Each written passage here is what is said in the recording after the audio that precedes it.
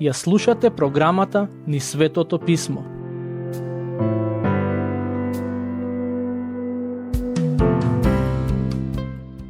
Една од значајните теми поврзани со животот на царот Давид е родителството.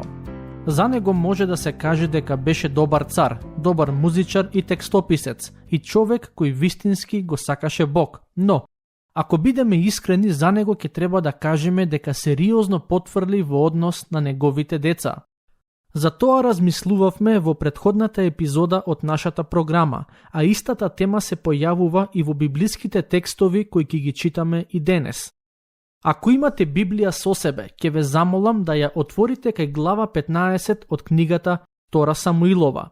Уште пред да почнеме со читање, сакам да ви ја најавам главната тема на овој текст, а тоа е бунтовништвото на Авесалом против царот Давид. Авесалом му беше роден син на Давид, а брат на Тамара. Кога Амнон, кој исто така беше син на Давид, но од друга жена, ја силуваше Тамара, Авесалом многу се разгневи и чекаше погоден момент да го убие Амнон.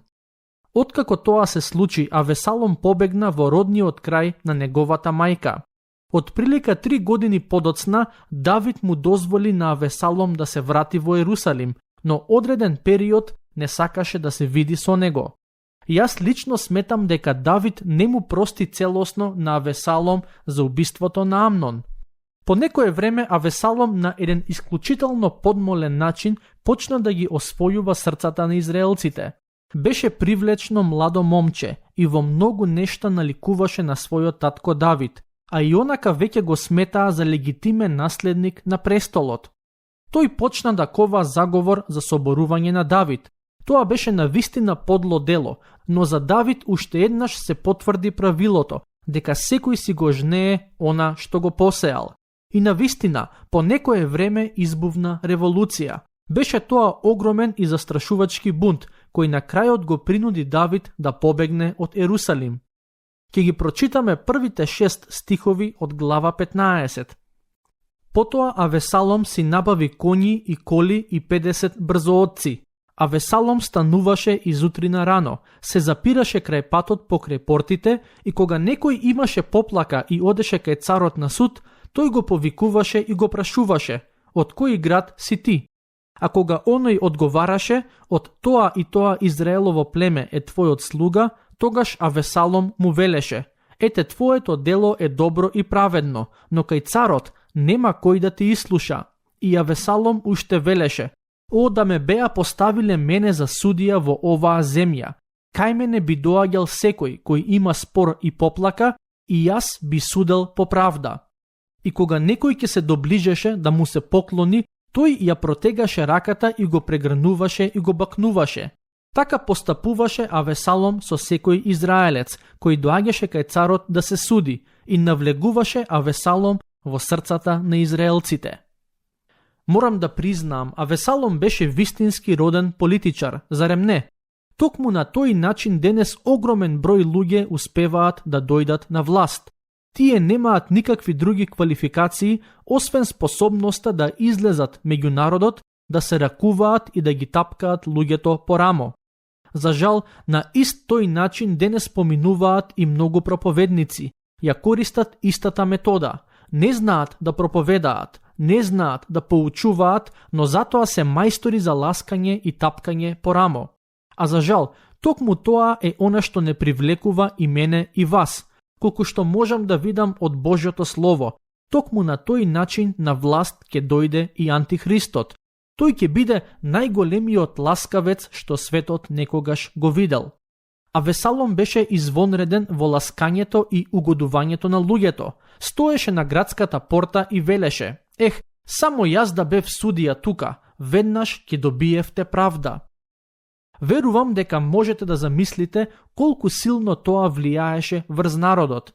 Исто како денес кога ни велат: ако гласате за мене, јас ќе ги решам сите проблеми, ќе ги средам и надворешните и внатрешните проблеми. Тоа ни го зборуваат политичарите, а ние, за жал, ги слушаме и гласаме за нив. А потоа се разбира, тие не го исполнуваат ветеното. Гледаме како Авесалом овде со умисла го подготвуваше бунтот, бунт против сопствениот татко Давид.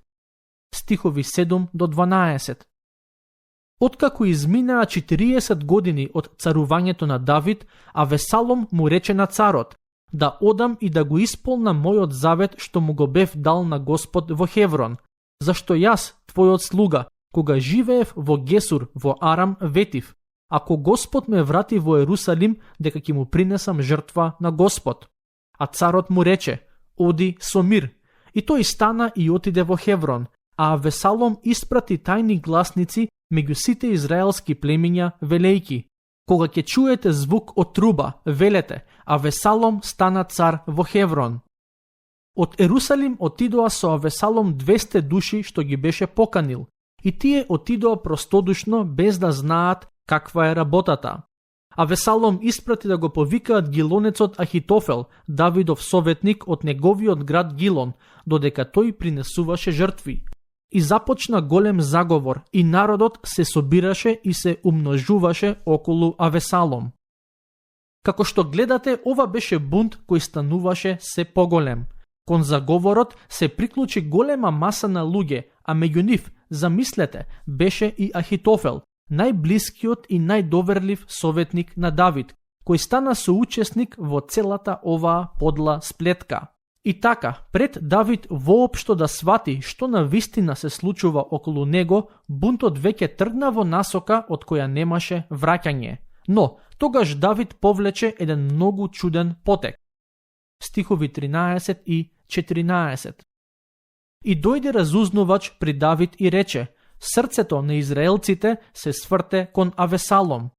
Тогаш им рече Давид на сите своји слуги што беа при него во Ерусалим: станувајте да бегаме, зашто за нас нема спас од Авесалом.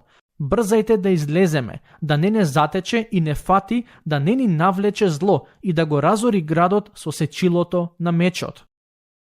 Давид одлучи да побегне од Ерусалим. Тука веднаш се наметнува прашањето: зошто побегна? Дали затоа што толку многу го сакаше Ерусалим, што не сакаше да го види разурнат, или пак затоа што едноставно одби да се бори во овој град? Јас сум целосно уверен дека Давид во тие моменти беше свесен, дека самиот Бог го казнува за неговиот тежок грев. Од каде знам дека тој го знаеше тоа? Самото Божјо Слово ни го открива тоа. Ако отидете малку понапред во истата оваа глава, во 25 стих, ќе видите како Давид вели: и царот му рече на Садок: врати го Божиот ковчег во градот. Ако најдам милост пред очите на Господ, тој ќе ме врати и ќе ми даде да го видам него и неговото живеалиште. Ако пак тој каже: немам кон тебе благонаклоност, нека прави со мене она што ќе му се види дека е добро. Со други зборови, Давид многу добро знаеше дека ова што му се случува беше праведен суд кој доаѓа директно од Бога. Кога се случи големиот грев со Вицавеја, Давид наместо да биде на бојното поле со својата војска, каде што всушност му беше местото, тој реши да остане во Ерусалим. А погледнете ја иронијата сега. Во овој момент, кога градот е во опасност, Давид е принуден да го напушти, бидејќи знаеше дека Бог го казнува. А Давид неизмерно го сакаше градот Ерусалим. Тој не сакаше градот, што самиот тој го изгради и подигна со толку љубов, да се претвори во крваво бојно поле. Забележете што вели во стих 30. А Давид тргна кон Елеонската планина, искачувајќи се плачеше, главата му беше покриена и тој одеше бос, и сите луѓе што беа со него, ја покрија секој својата глава, одеа и плачеа. Давид си замина од Ерусалим бидејќи сакаше да го поштеди својот сакан град.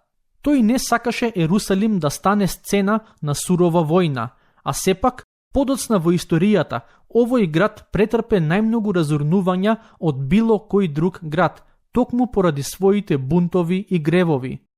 Постоеше и уште една причина зошто Давид си замина, а тоа е затоа што се уште не беше подготвен да влезе во директен судир со Авесалом. Всушност, Тој со сето срце сакаше да го поштеди животот на својот син. Понатаму ќе видиме дека кога војската тргна, тој им порача на своите началници: чувајте го моето момче Авесалом, гледајте никакво зло да не му се случи. Тој навистина очајно сакаше да го заштити син му и затоа си замина од Ерусалим. Во тие моменти неговиот живот се најде во смртна опасност, но тоа не беше ништо ново за Давид, бидејќи години претходно и Саул го гонеше со својата војска. Наместо за својата безбедност, тој многу повеќе се грижеше за својот однос со Бога и за односот со Авесалом.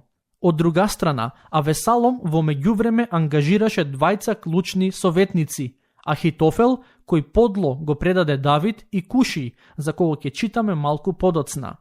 Стихови 19 до 25. И царот му рече на гечанецот Итај: зошто си тргнал и ти со нас? Врати се и остани со оној цар, бидејќи ти си тугинец и си избегал од својата земја. Ти си дошол вчера, а денес ќе те терам да одиш со нас ли? Јас одам каде што можам. Врати се и врати ги со себе и браќата своји. Господ нека ти подари милост и правда. А Итај му одговори на царот и рече: жими Господ и жими мојот господар, царот. Каде и да биде мојот господар, царот, жив или мртов, таму ќе биде и твојот слуга. Тогаш Давид му рече на Итај: дојди пак и оди со мене. И тргна гечанецот Итај и сите луѓе негови и сите деца што беа со него. И целата земја плачеше на висок глас, и сиот народ минуваше, и царот го мина потокот Кедрон, и тргна сиот народ и царот по патот кон пустината. Ете, и свештеникот Садок и заедно со него сите левити го носеа ковчегот на Божиот завет, и го оставија Божиот ковчег, а Авијатар пак стоеше на височината, додека сиот народ излезе од градот. И царот му рече на Садок: врати го Божиот ковчег во градот. Ако најдам милост пред очите на Господ, тој ќе ме врати и ќе ми даде да го видам него и неговото живеалиште. Давид беше свесен дека целата оваа ситуација е во Божи раце и дека ако Бог сака, тој еден ден ќе се врати во Ерусалим. Во следните стихови читаме за моментот кога Давид дозна дека неговиот советник Ахитофел застанал на страната на син му. Стихови 31 до 34 и стих 37.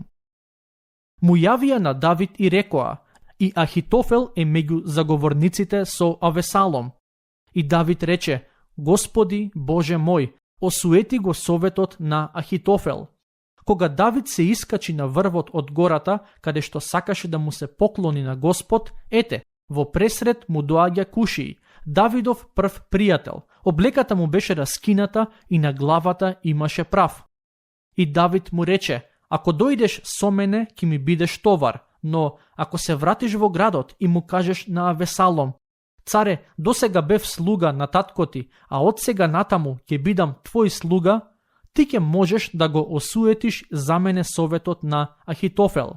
Така, Куши, Давидовиот пријател, отиде во градот, а во тоа време Авесалом влегуваше во Ерусалим. Со други зборови, Куши, Давидовиот пријател, тргна во Ерусалим со цел да се представи пред Авесалом како добронамерен помошник, но во суштина неговата задача беше да се осигура дека советите на Ахитофел нема да бидат послушани од страна на Авесалом. Сега доаѓаме до глава 16. Ќе ги прочитаме стиховите 5 до 8. Кога царот стигна до Бахурим, ете, оттаму излезе еден човек од родот на Сауловиот дом, по име Семеј, син на Гера. Тој одеше и лошо зборуваше и фрлаше камења врз Давид и врз сите слуги на царот Давид. И сите луѓе и сите храбри беа десно и лево од царот. Колнејки го него, Семеј велеше: и стави се, убиецу и злосторнику, Господ ја сврте против тебе сета крв на Сауловиот дом, на чие место ти се зацари, и Господ го предаде царството во рацете на синот твој Авесалом, и ете, ти си во неволја затоа што си крвопиец. Овој човек го навредуваше Давид, нарекувајќи го убиец и злосторник. Ако бидеме искрени, ќе кажеме дека тој не беше далеку од вистината, зарем не? Стих 9. Тогаш Авеса, синот на Саруја, му рече на царот: зошто овој мртов пес го колне царот, господарот мој, ќе одам и ќе му ја симнам главата. Авеса беше еден од Давидовите војници и немаше намера да слуша како некој го колне неговиот господар. Дали Давид ќе му даде дозвола да го убие Семеј? Стихови 10 и 11. Царот рече: што ви е вам, синови Саруеви? Оставете го нека колне, зашто Господ му заповедал да го колне Давид. И кој може да му каже зошто правиш така? И Давид му рече на Авеса и на сите слуги своји: кога синот мој, кој излегол од телото мое, ја бара душата моја, дотолку повеќе може и еден син на Венјамин. Оставете го, нека колне, зашто Господ му заповедал. Давид вели: не ми смета што ме колне, се што овој човек зборува е дел од Божиот праведен суд. На Давид не му беше тешко што некој непознат човек го колне, туку тоа што неговиот син се крена против него. Стихови 20 до 23. И Авесалом му рече на Ахитофел: дајте совет што да правиме. Ахитофел му одговори на Авесалом: влези кај наложниците на таткоти, што тој ги остави да го чуваат домот негов. И ќе чујат сите израелци дека си станал омразен за таткото, и ќе им зацврстат рацете на сите што се со тебе. И поставија за Авесалом шатор на покривот, и Авесалом влезе кај наложниците на татко си пред очите на сиот Израел. А советите што ги даваше Ахитофел во она време се сметаа како кога некој би го допрашувал Бога. Таков беше секој Ахитофелов совет како за Давид, така и за Авесалом. Предлогот на Ахитофел беше Авесалом, синот на Давид, да легне со наложниците на татко му.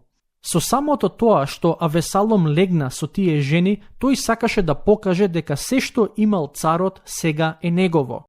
Интересен е и коментарот на крајот од оваа глава, каде се вели дека кога Ахитофел давал совет во тоа време, тоа било исто како Бог да давал совет. Тоа не значи дека човекот бил мудар, туку дека луѓето го слушале и ги прифаќале неговите совети. Како што можете да забележите, ова беа навистина тешки денови за Давид. Некои од псалмите кои се во Библијата биле напишани токму во овој период од неговиот живот. Во следната епизода ќе видиме каква разврска имаше целата оваа ситуација. Дотогаш, Бог нека ве благослови.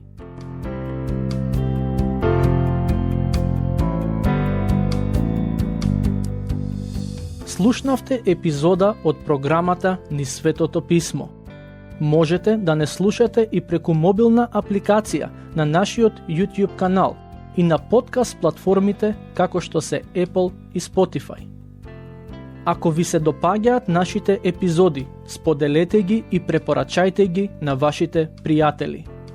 Бидете слободни да ни оставите свој коментар или да ни пишете на нашата имейл адреса nizsvetotopismo@gmail.com. Следете ги нашите страни Низ Светото Писмо на Facebook и Instagram. Епизодите од оваа серија можете да ги најдете и на нашата веб страна ttb.twr.org.